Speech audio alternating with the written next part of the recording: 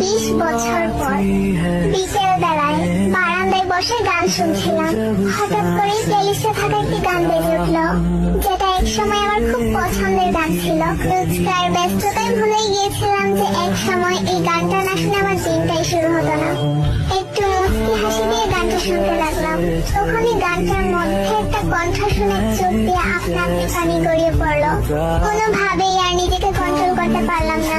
তাকে নিয়ে আগে কতই না স্বপ্ন দেখতাম, কত গল্প বানাতাম, বান্ধবীদের কানের কাছে সারাদিন চেঁচামেচি করতাম। সত্যি কত না পাগলামি করতাম তার জন্য।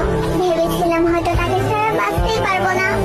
তার জন্য এত পাগলামো করা মানুষটাই আজ তাকে ছাড়া বেঁচে আছে, সুখে আছে। কিন্তু যত সুখী থাকি না কেন, তাকে আমি কখনো